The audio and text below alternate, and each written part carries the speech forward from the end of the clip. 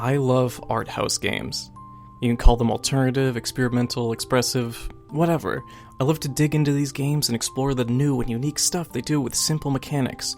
Sharing these and talking about them is almost half the experience. But every time I want to talk about them, I find myself hitting a roadblock. Someone looks at it and they say that it's not actually a game. Sometimes it's an insult, many times it's supposed to be a compliment, and some people really just don't see the connection between something like this and something like this. Whatever reason they have, I really, really hate this argument. Because even if you mean well, it just kills the discussion. Say I want to talk about visual novels with fascinating game mechanics. I can't. Someone has to argue with me over the definition of video games. Seeing as I have, and will continue to review these so-called non-games, I feel like I'm going to run into this problem a lot. So I wanted to condense my opinions, to which there are many.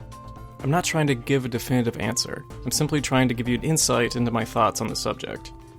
To me, what some people would call non-games are just video games with less mechanics. They have some game mechanics, they use game design, just not as much as traditional games. You could call them minimalist, if you will. A lot of people wish to separate these into their own category, far away from traditional gaming.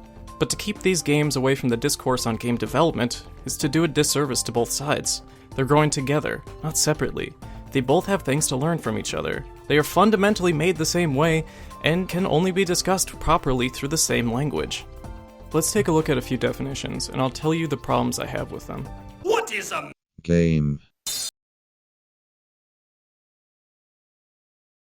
A popular notion is that a game is something that has rules and an expressed or implied failure state, a way that you would lose the game somehow. In addition to ruling out games like Dear Esther and Gone Home, this also means that Animal Crossing, The Sims, or SimCity are all not games, despite being traditionally thought of as games by the majority of players, and aside from the fact that they all use game mechanics and design. This might be in line with philosopher Bernard Suit's definition. That is, a game is a voluntary attempt to overcome unnecessary obstacles. Which might imply the failure state definition to be true, that you could fail to overcome these obstacles. You either win or you don't. You either solve the puzzle or you don't. You either get to the end of the island or you don't. You either figure out the story or you don't. But Animal Crossing fits in here now. You want a piece of furniture, but you need to get the money. If they just gave you anything, there wouldn't be any obstacles. Some definitions say that games are simply structured play with rules. Neither play nor rules implies a failure state. In her book Reality is Broken, Jane McGonigal says, when you strip away the genre differences and the technological complexities, all games share 4 defining traits: a goal, rules, a feedback system, and voluntary participation. I've given it a little bit of thought, and this is how my definition would go. A game is a system of creative restrictions and freedoms centered around a non-utilitarian goal. Okay, let's try to get a better understanding of this. Creative refers to the idea that the rules the game are built on are grounded by artistic integrity.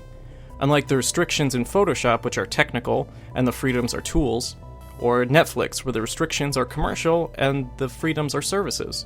The context of the rules are there for creative reasons alone, not practicality. Even if those restrictions are no-brainers, like how you can't pass through walls, or how you can move around an environment. 3D elements don't adhere to the laws of physics, so barriers are simply added by the artist. So a restriction and freedom are pretty easy to understand now. They refer to what you can and cannot do in the game. You cannot advance to the next level until you clear the first one. You can stomp on enemies to help you advance. These are just gameplay mechanics. When you break it down, a failure state is just a type of restriction. It should also be noted that restrictions define freedoms and vice versa. 自由の世界。自由？何者にも束縛されない自由の世界だよ。不自由をやろう。ほら、これで天地ができたわ。でもこれで自由が一つ消えた。あなたは地に立たなければならない。だが、君は安心する。自分の心が少し楽になったから。そして歩いてみる。In Glitch Hikers, you can play the whole game by doing nothing. This does not make it less of a game. You could say that it's a film then, but the fact that you have other restrictions and freedoms makes doing nothing a choice. You could say that fast-forwarding through a movie is a choice, but those are tools, not gameplay mechanics. Okay, let's talk about non-utilitarian goals. A game might have one goal: win for your team. A game might have many goals. Complete the game, learn the story, display a mood, master the mechanics, have fun, finish the game as fast as possible, complete various challenges, see all content. Goals can be anything, but if they have a practical purpose, such as making a product or learning a marketable skill, then I would probably hesitate to call that a game. This does not mean, however, that jobs and work cannot have game-like elements to them. Snap! The job's a game! This might bring up problems with games that want to point to a serious real-world topic. Darfur is Dying has you play as a refugee to bring some attention to tragic current events. I would of course say that this has practical value. Does that mean it's not a game? No, I would say that's a game with a statement. The statement is part of the artist's agenda, but not necessarily the player's. And the player's goals are what I'm discussing here. An educational game might be half game, half teaching tool. So does that make it a tool or a game? I would ask, does it have to be one or the other? Like a lot of stuff in life, things aren't binary. Practically everything exists in a gradient. Concepts are hard to pin down. They are multi-layered and exist within so much historical, social, and philosophical context. And context is really what this is all about. I know a game when I see one based off of the context in which it was made. You may judge these contexts differently, and honestly, I really don't care. This video, this definition, and this argument are really here to say one thing. The semantic argument of games is stupid. This is how I view games. This is how I will discuss games. Someone once said that my loose idea of games could mean that an apple is a game. I'm shocked. Where did you get the idea that it's a game? To a kid, everything can be a game. Oh, yeah! Well, no, an apple is an apple. I would say that an apple can be part of a game, though. I would say that an imaginary relationship between you and the apple could constitute a game. See, this is where the real interesting stuff about games starts to happen, when you strip away definitions and start to look at games as another form of art. Games as a relationship. Tennis is made up of a court, ball, nets, racket, and two people, but I would say that tennis happens when those two people use those objects and agree on the rules and act accordingly.